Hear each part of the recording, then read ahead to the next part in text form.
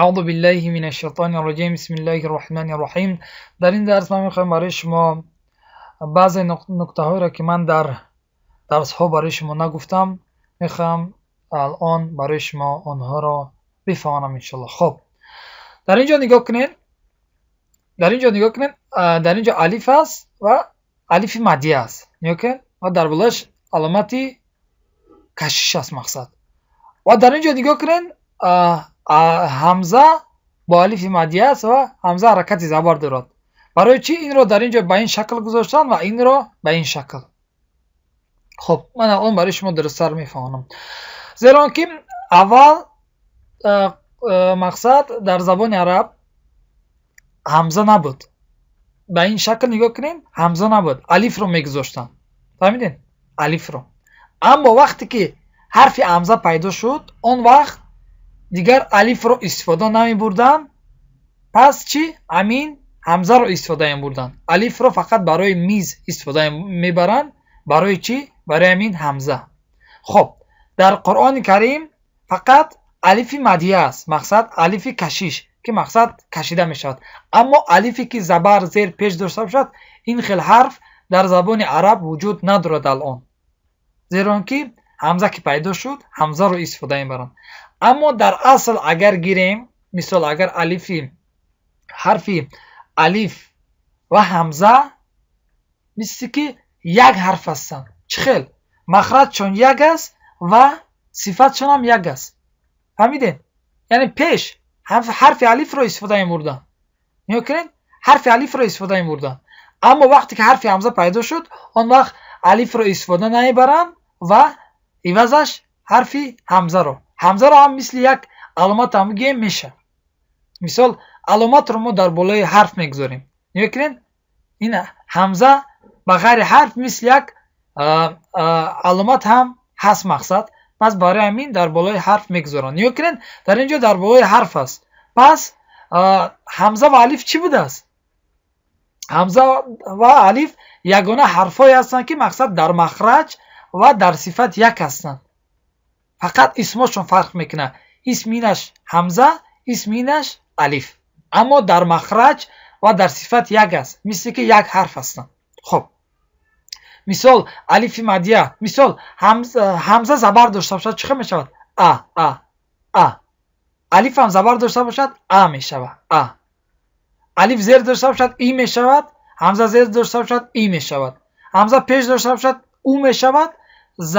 الف زبر پیش داشته باشد او میشود.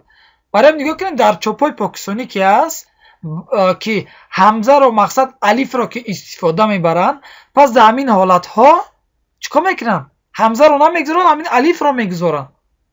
فهمیدین؟ در زبان عرب که است تنها الف در قرآن کریم فقط الف مدیه است، یعنی الف کشیش. اینه الف کشیش، الف مدیه. اما الفی که زبر زیر پیش داشته باشد وجود ندارد، برای اینکه الف رو این خیلی استفاده نمیبرن، پیش میبردن. اما وقتی که حرف همزه پیدا شد عوضش حرف همزه رو استفاده میبرن. پس چی بوده است؟ همین الف و همزه در مخرج و در صفت یک هستند. فهمیدین؟ برای همین در چوپای پاکستانی که باشد در همین خیلی حالت ها چی میشود؟ یعنی همزه رو در اینجا نمیگذارن، الف رو میگذارن. فهمیدین؟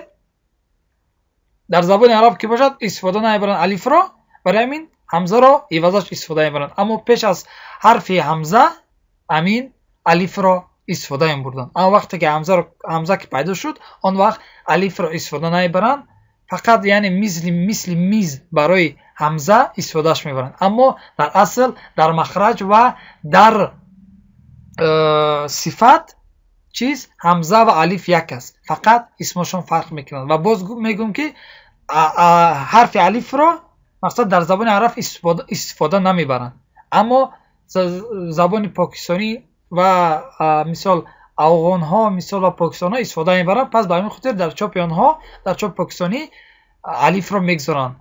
فهمیدین؟ و در زبان عرب که باشد مثلا در قرآن کریم فقط الف مدیه وجود دارد، اما الفی که با زبر با زیر و پیش خونده شد وجود ندارد، همین همزه رو عوضش استفاده میبرن.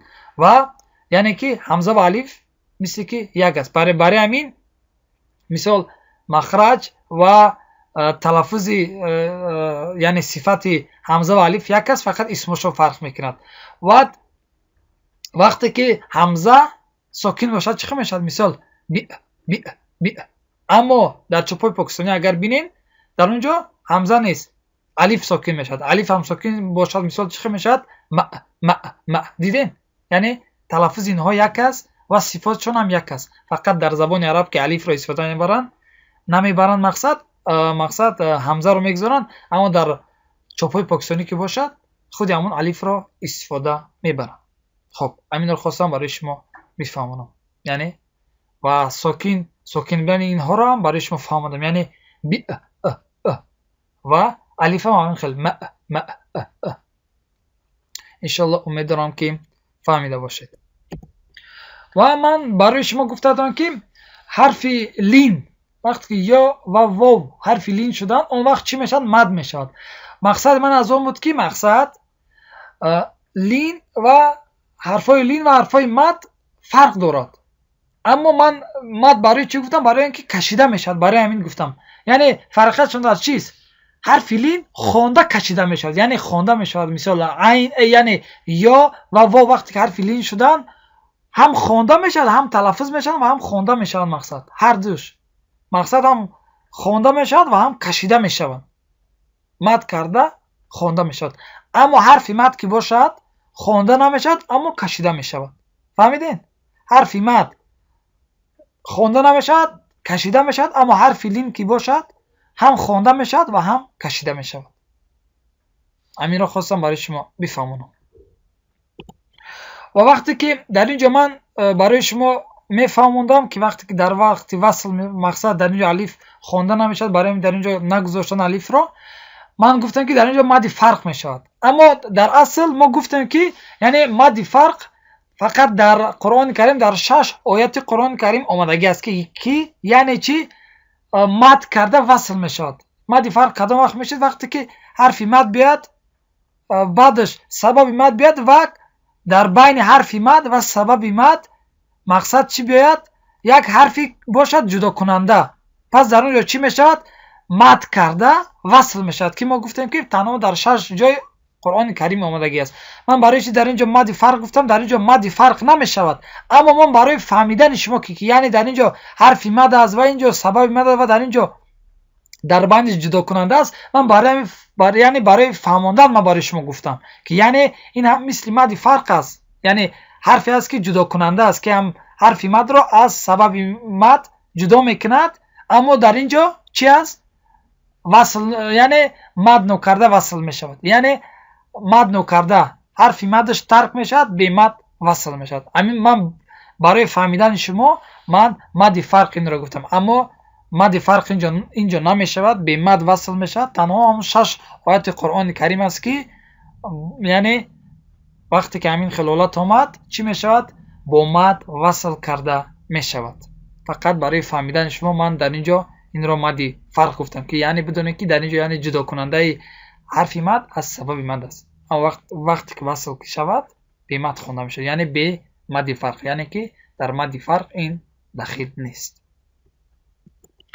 و درباره مد متصل و مد منفصل حکمشون ما گفته بودیم که مقصد مد متصل واجب است کشیدنش، اما مد منفصل باشد جایز است. جایز گفتن مستحب، یعنی مد متصل کشیدنش چی است؟ واجب است، اما مد منفصل کشیدنش چی است؟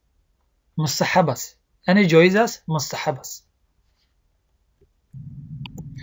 و این علامات رو که من گفتم برای شما که یعنی این چی است؟ این علامات پاره و حزب است. مقصدم از پاره گفتن من با زبان عامیانه گفتم، اما با زبان عربی اینا جزء میگن. جزء یعنی جزء. قرآن کریم 30 جزء دارد و 60 حزب. وقتی که سرشوی جزء یعنی پاره اما جزء باشد، اما یگان آیتی که سرشوی جزء یا که حزب باشد، پس امین علامت را مقصد میگذارن.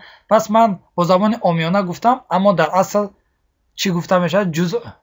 جزء گفته می شود با زبان عربی.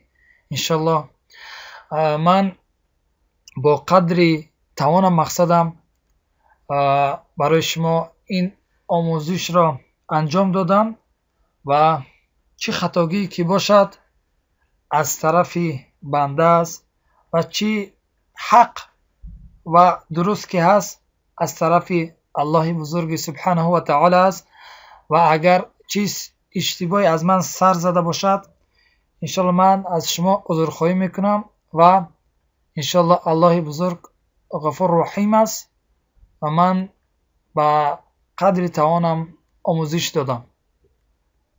یعنی لا یکلف الله نفسا الا وسعها، یعنی من الله بزرگ در سر بندهش از توانش زیاد چیزی رو بار نمی کنم. من هم با قدر توانم برای شما آموزش دادم و انشالله امید دارم که شما قاری شوین و قرآن را با تمام قاعدهش انشالله